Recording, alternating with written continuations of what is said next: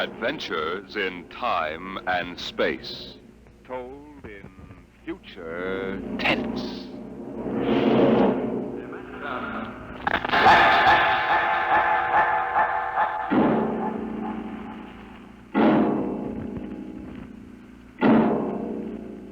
The National Broadcasting Company, in cooperation with Street and Smith, publishers of astounding science fiction, bring you Dimension X.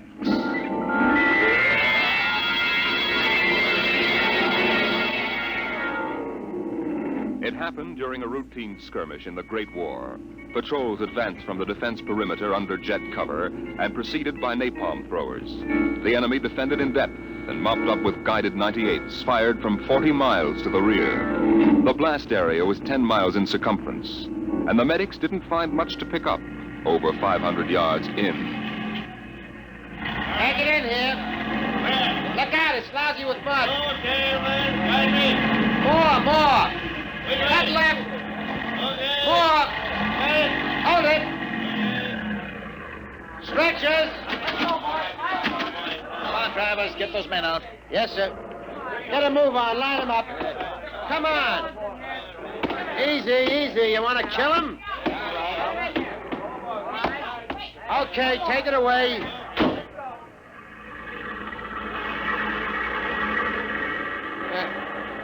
They might have left these Joes where they was. Half of them won't last till the plane comes. As long as they're alive, they'll be treated. Get out the tags, Travis. Start talking names. Yes, sir. This one must have been 1,000 yards in. Get his dog tag out. What a mess. Here. Hartley Allen, Captain G5, Chem Research, AN73D, number SO238694003J. Alan Hartley? Alan Hartley. Wonder if that could be the hunter that wrote Children of the Mist and Conqueror's Road. Never heard of him. Major, I think maybe he's part conscious.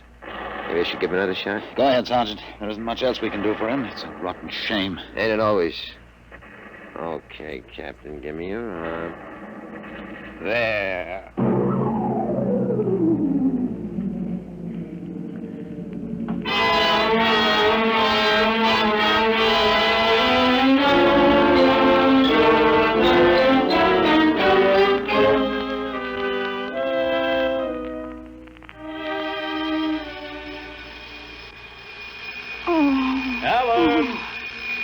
Alan!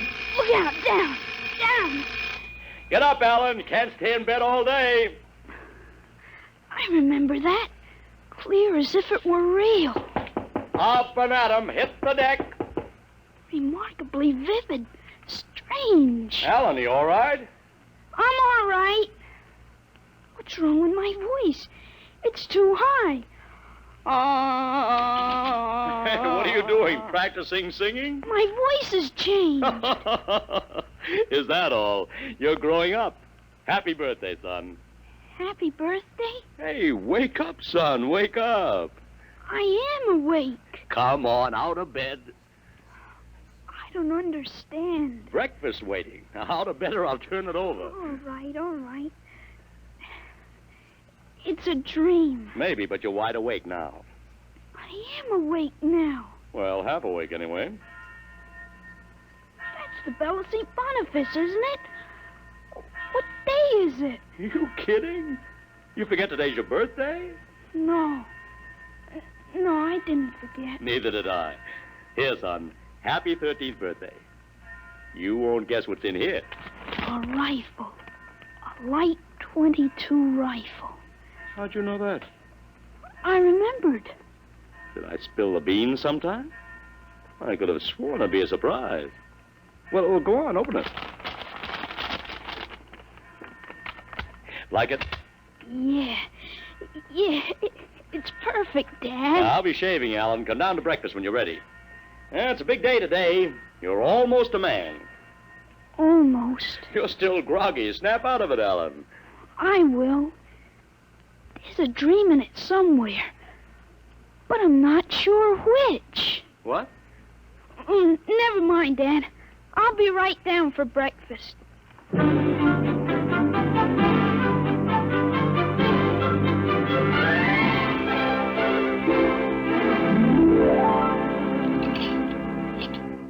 Now for coffee. Mrs. Stauber makes the best in town. A black for me. What? Oh, I mean... You may be 13, Alan, but that's still a little young for coffee, especially black. Oh, I wasn't thinking. What are you going to do today, son? I want to do some reading this morning, I guess. That's always a good thing to do. After breakfast, suppose you take a walk down to the station and get me a Times. Didn't it come? What, the Times? They don't deliver. Be a good idea, though. Maybe I'll talk to Sam Ashburn about it. Here's a $50, Alan. Get anything you want for yourself out of the change. Thanks, Dad. Finish your milk before you go. Oh, sure, Dad. And hurry back. I like to finish the crossword puzzle before lunch.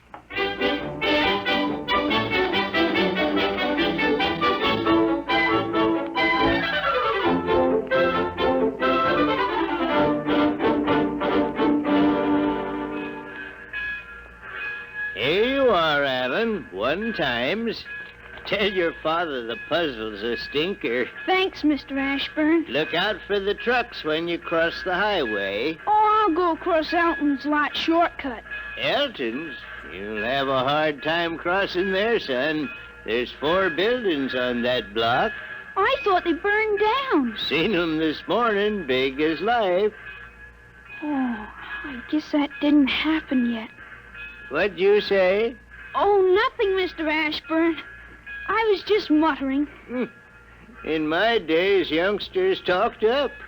Yes, sir. Bye, Mr. Ashburn.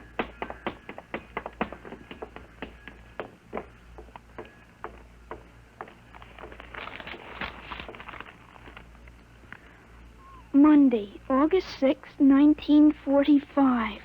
Okinawa 1, bombing Japan. Hey, Alan, wait up. Larry Morton.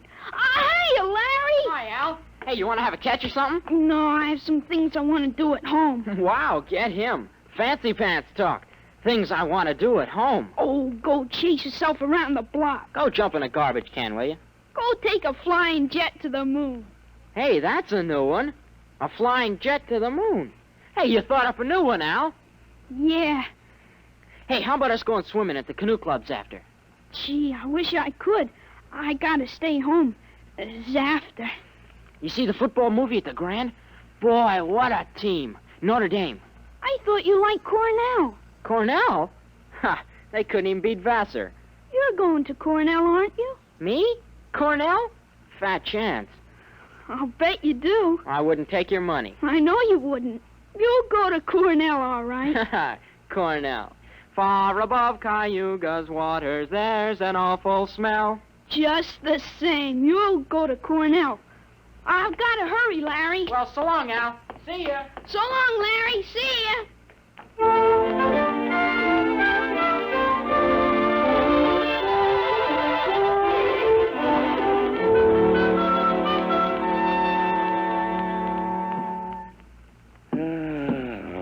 I'm stuck in this corner. A 7-letter word to mix in proportion. Titrate. Huh? T-I... It fits. How'd you know that, Alan? What? Oh, I read it somewhere, I guess. Oh. What are you reading now, Tarzan again? No, not Tarzan. It's refreshing to see you with a book. Sometimes I think I ought to forbid comic books in the house. Yeah, they must be raising the devil with those bombing raids in Japan. How long do you think the war in Japan will last, Dad? Oh, I'd say the middle of 1946. We'll have to invade those islands foot by foot. I wouldn't be surprised if the war was over very suddenly. How, by magic? There isn't a thing on earth will make those Japanese surrender. You expect somebody to make a pass and it'll be all over by this afternoon? That's just about it. Mr. Hartley, excuse me. Could I see you for a minute? Oh, hello, Mr. Gutchall. Sure. That's Frank Gutchall, Dad? That's right. Excuse me. Didn't mean to disturb you, Mr. Hartley. That's quite all right. It's a lovely day, isn't it, Mr. Gutchall? The Lord's world is always beautiful. Oh, of course, Mr. Gutchall. Mr. Hartley, I wonder if you could lend me a gun and some bullets. Huh? My little dog's been hurt and it's been suffering. Something terrible. Oh, that's too bad. I want a gun to put the poor thing out of its pain. Oh, of course. How would a 20-gauge shotgun do? You wouldn't want anything heavy. I was hoping you'd let me have a little gun. maybe so big. A pistol? So I could put it in my pocket. Wouldn't look right for a godly man to carry a hunting gun through town. I don't hold with killing innocent creatures. People wouldn't understand that it was for a work of mercy. Of course, I understand. You're a very religious man. The whole world is evil, Mr. Hartley. Well, sometimes it certainly looks like it. Well, I have a Colt 38 special from the auxiliary police outfit. That's fine. You'll have to bring it right back, Mr. Gutchall. I might be called out. Dad, Dad, wait a minute. I just remembered. Remembered what, son? Aren't there some cartridges left for the Luger? Then you wouldn't be without the Colt. Hey, that's right. I've got a German automatic, Mr. Gutchall, I could let you have. That way I wouldn't get stuck. Wait, Dad, I'll get it. I know where the cartridges are. Well, be careful, son. Well, Mr. Gutchall, it sure turned out nice after all that rain.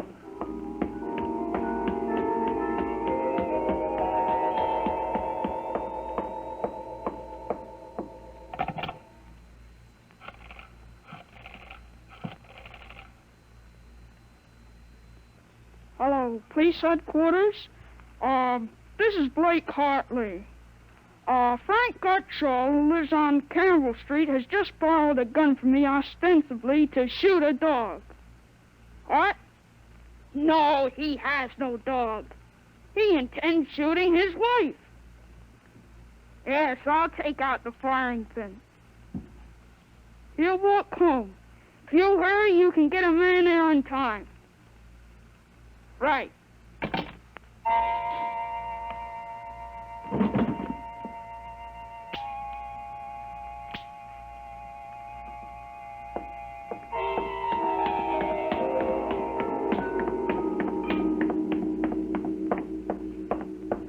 Oh, there you are. What kept you, Alan? I couldn't find the cartridges at first.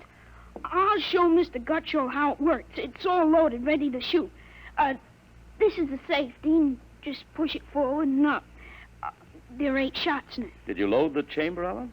Oh, sure. It's unsafe now. You understand how it works, Mr. Gutchall? Yes, I understand. Thank you, Mr. Hartley. Thank you, Sonny. Goodbye. Goodbye, Mr. Gutchall. Return the gun when you're done. Yes, I'll be done with it soon. Goodbye. Alan, you shouldn't have loaded that gun. I guess it's all over now. I had to keep you from fooling with it. Didn't want you to see I took out the firing pin. You what? Gutchall didn't want that gun to shoot a dog. He's a fanatic. He sees visions, hears voices. The voices probably put him up to this. I'll submit that any man who holds intimate conversations with disembodied spirits isn't to be trusted with a gun. He wants to shoot his wife. What are you talking about? While I was upstairs, I called the police. I put a handkerchief over my mouth and told them I was you. Why'd you have to do that? I couldn't have told them this is little Alan Hartley, 13 years old. And suppose he really wants to shoot a dog. What kind of a mess will I be in then? No mess, because I'm right. But you'll have to front for me. They give me a lot of cheap boy hero publicity, which I don't want. This is crazy, Alan. This is absolutely crazy. We'll have the complete returns in 20 minutes.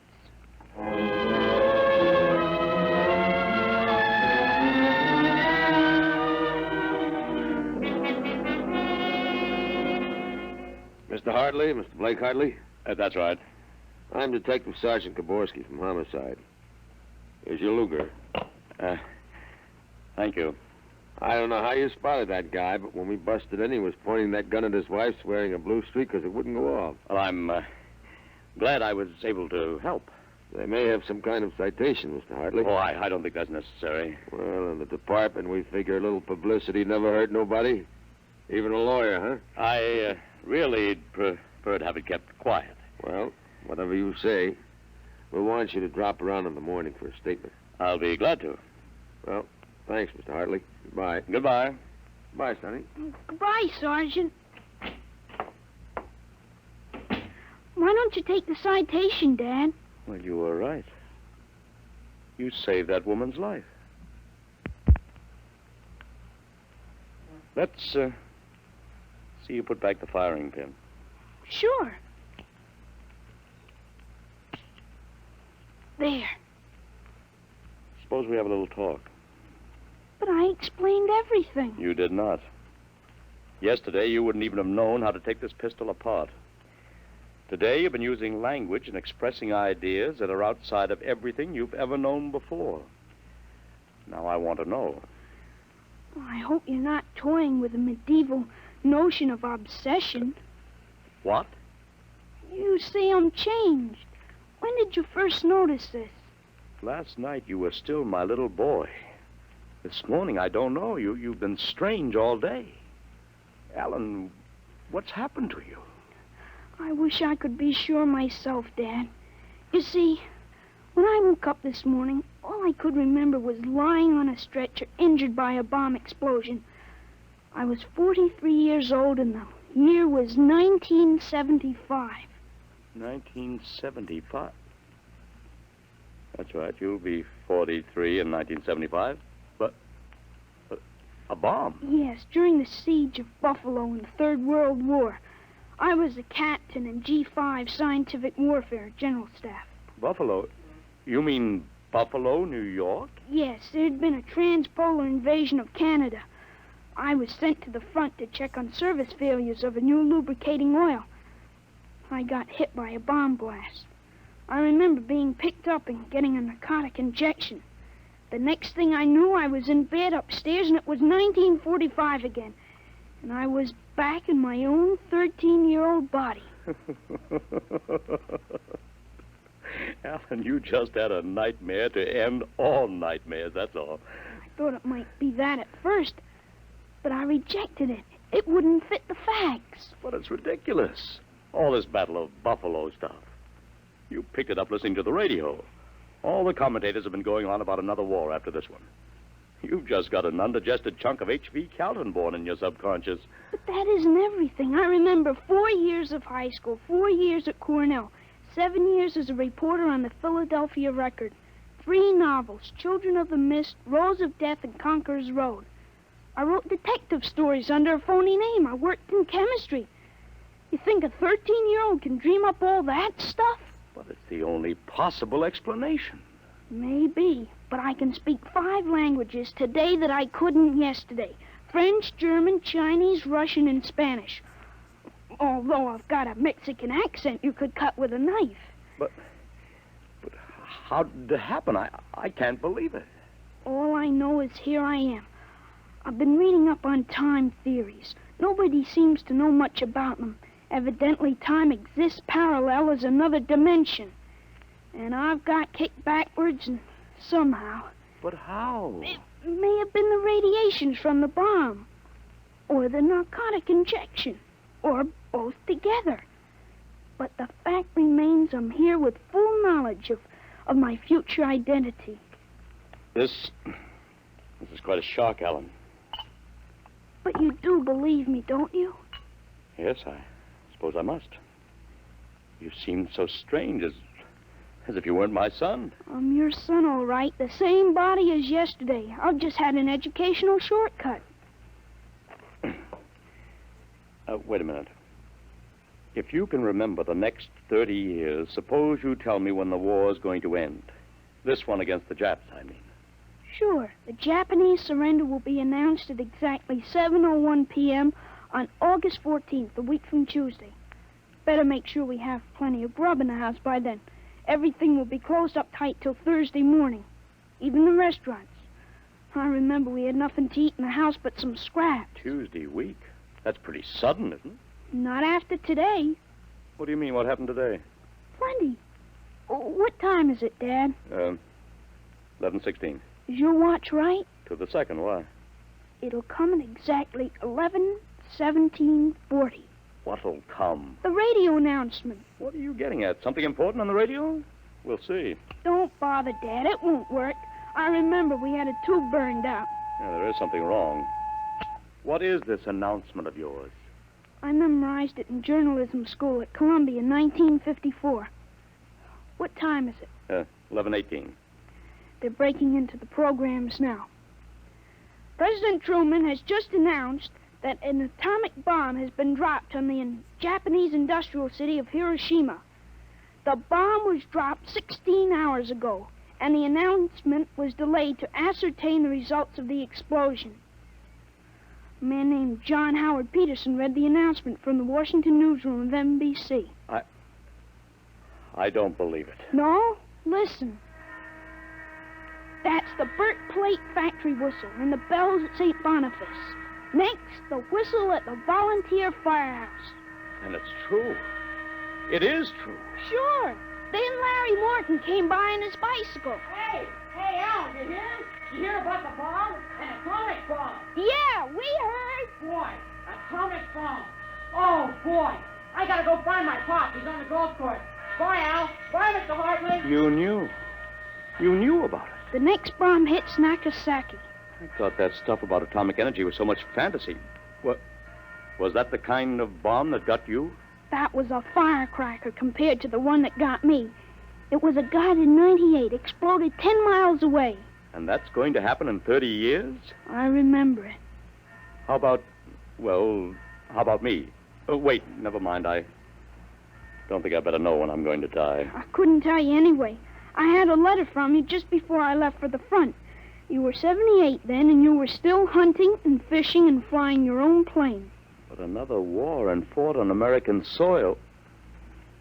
Alan, I wish this hadn't happened to you. It happened. I remember it. But if I can help it, I'm not going to get killed in any battle of Buffalo. But if you remember it, if time exists as a parallel dimension, then every tick we're getting closer to that Third World War. Dad, you know what I remembered when Gutcho came to borrow that gun? Well, I suppose that you suspected him and warned me. No, that wasn't it. The other time, the first time, when I was really 13. I wasn't home. I'd been swimming at the canoe club with Larry Morton. When I got home about half an hour from now, I found the house full of cops. But if the gun didn't fire... What makes you think it didn't? Gutcho talked the 38 out of you, went home, shot his wife 4 times in the body, once behind the ear, and used the 6th shot to blow his own brains out. That's what you remember? Yes, but now it hasn't happened because I warned you. Dad, I found out the future can be changed. One man can't change the whole future. I stopped the murder and the suicide. I know, son, With but... 30 years to work, I can stop a world war. I'll have the means. The means? Unlimited wealth and influence. I've got a good memory, Dad. Wrote a list out this afternoon. Look at this. Assault, jet pilot, citation, ponder, middle ground, counter... What is this, code? Horses.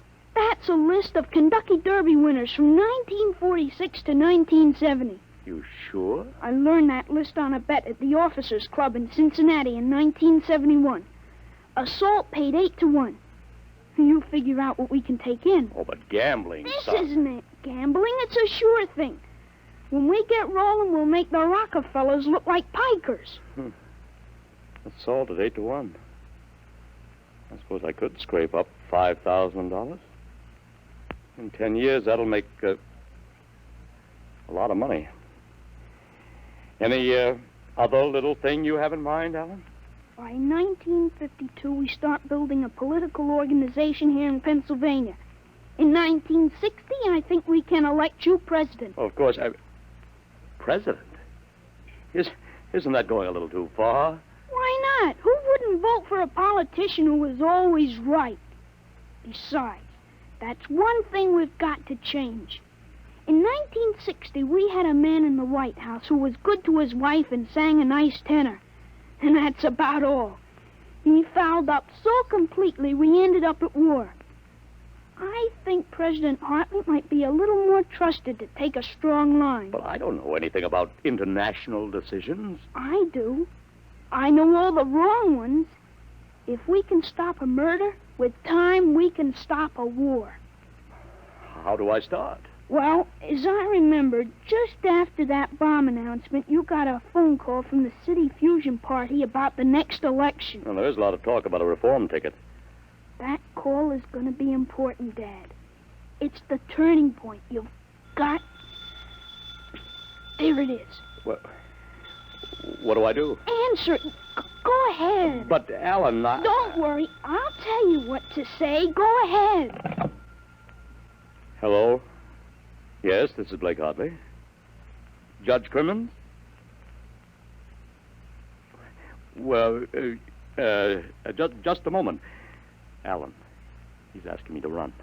Oh, my head. Alan, what's the matter? Alan. Oh. He passed out. Alan, what do I do now? Alan, listen to me. Alan, what's the matter? Alan!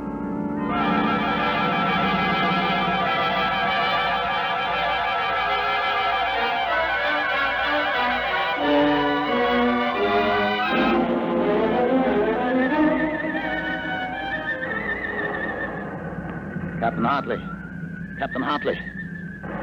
Captain Hartley. He was all right, Doctor. I gave him a shot, and he was all right. He's dead. All right, Sergeant, make up the tag. Yes, sir. Hartley, Allen, Captain. Dead August 8, 1975.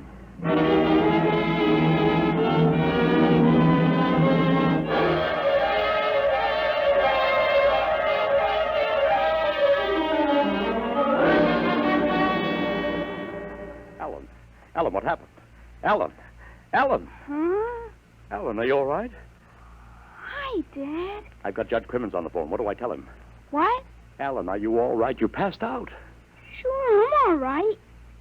Hey, today's my birthday, isn't it? What did you get me, Dad? What did you get me? Alan, are you all right? Sure, I'm okay. What did you get for my birthday, huh? Don't you remember the Third World War? What Third World War? Gee, Dad, what's the matter? You're looking at me funny. Judge Crimmins, I'll have to call you back. Goodbye. You don't remember. You're back again, aren't you? Back to 13 years old. Sure, I'm 13 today. For corn's sakes, Dad. You must have died up there. It was only a mind transfer. That means now I'm on my own. I have to do it myself without your help. Help for what? Oh, if it's the grass, I said I'd cut it tomorrow. No, it isn't the grass. I've got to save your life, Alan. I can't let you die that way in 1975. What are you talking about, Dad? You sound goofy. I've got to change it all by myself. Change what? Never mind, Alan. You don't know yet. Come on, let's have lunch. Sure, Dad. Hey, how about my present now? What did you get me for my birthday? Hey, in a minute, son. Go on in. Hurry up, Dad. All right. Now, where'd I put that list of horses?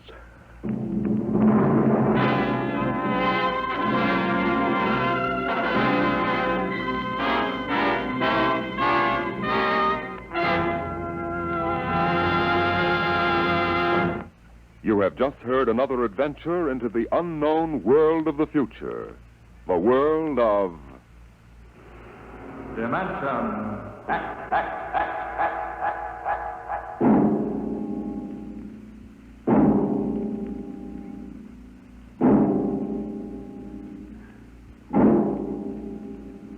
Homecoming is a joyous word. But when the home you're returning to is a burned-out radioactive planet, and when you cannot even imagine what terrible changes you will find there, the word then takes on a very different meaning. Next week, Dimension X brings you a strange story called Dwellers in Silence.